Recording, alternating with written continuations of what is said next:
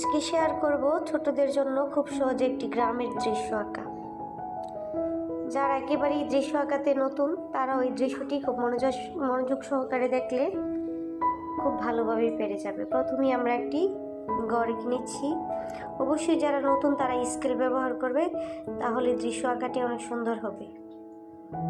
এই যে আমরা দৃশ্যটির গড়টি এঁকে নিচ্ছি। একটি গড় আঁকলাম, তারপরে গড়ে একটি দরজা হবে আর দুইটি জানালা। এই তো গড়টি আঁকা আমাদের হয়ে গেল।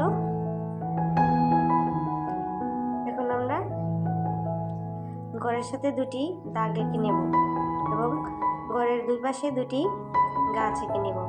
এর জন্য আমরা প্রথমে একটি গাছ এঁকে নিচ্ছি, তারপরে গড়ের অপর পাশে আমরা আরেকটি গাছ এঁকে নেব। দৃশ্যটি খুব সহজ। যারা ছোট দৃশ্য আঁকার চেষ্টা করছো তারা অবশ্যই এটি ট্রাই করে দেখতে পারো। খুব সহজেই তোমরা এই দৃশ্যগুলি পেরে যাবে। আমাদের চ্যানেলে এরকম ছোট ছোট দৃশ্য আরও অনেক আছে, তারপর অনেক সুন্দর মনোরম দৃশ্য আছে। কেউ চাইলে আমাদের চ্যানেলটি ভিজিট করতে পারো। এই তো আমরা ঘরের পাশে একটি রাস্তা আঁকলাম, তারপরে রাস্তার পাশে দুই পাশে ছোট ছোট গাছ, তারপরে ছোট ছোট ফুল গাছ এঁকে নিচ্ছি, যাতে দৃশ্যটি দেখতে আরো অনেক সুন্দর ও মনোরম হয়। এই তো আমাদের ফুল গাছগুলো একে একে আঁকা হয়ে গেল। ফুল গাছে আমরা পাতা দিয়ে দিচ্ছি,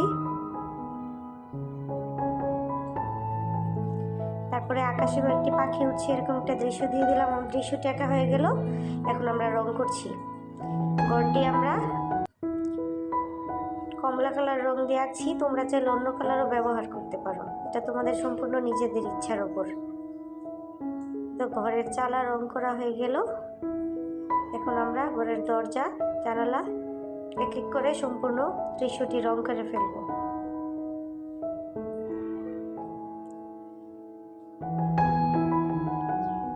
তো ঘরের সাইডে রং করে ফেললাম। তারপরে আমরা এখন গাছটা রং করব। প্রথমে আমরা গাছের গোড়ালি এগুলি রং করলাম, তারপরে আমরা এখন রাস্তাটা রং করব।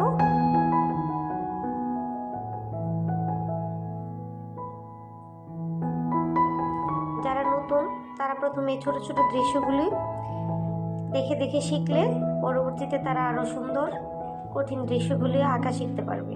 তার জন্য এই ছোট দৃশ্যগুলি ছোটদের জন্য খুবই উপকারী।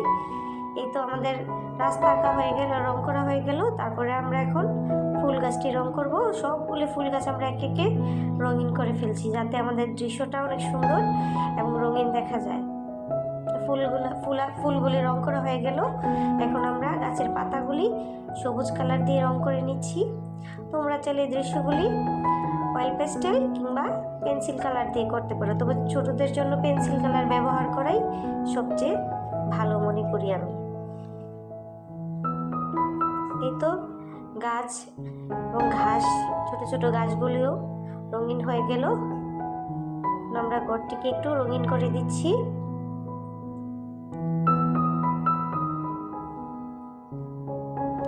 তারপরে আমরা গাছটাকে রং করব। সবুজ কালারের আগে তোমরা যদি একটু নীল কালার দিয়ে গাছটিকে রং করো, তাহলে সবুজটাও দেখতে অনেক সুন্দর দেখায়। তার জন্য তোমরা এই পদ্ধতিটি অবলম্বন করতে পারো। এই তো আমাদের গাছটাও রং করা হয়ে গেল। আরেকটি গাছ রং করা হচ্ছে। এভাবে কিন্তু আমাদের দৃশ্যটি কমপ্লিট হয়ে যাচ্ছে।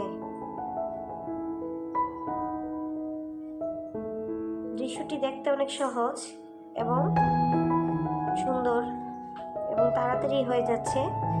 সো সবাই এটি ট্রাই করতে পারো।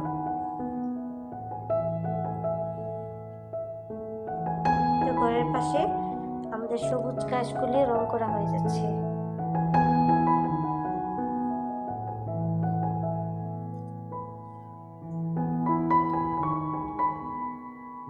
সবুজ মাঠ রং করা হয়ে গেল।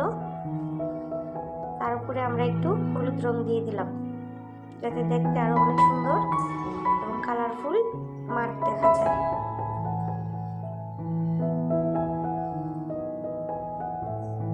প্রকৃতি প্রকৃতির এই সবুজ দৃশ্যগুলি আসলে দেখতে খুব ভালো লাগে এবং প্রাণটা জুড়িয়ে যায় এই দৃশ্যগুলি দেখলে।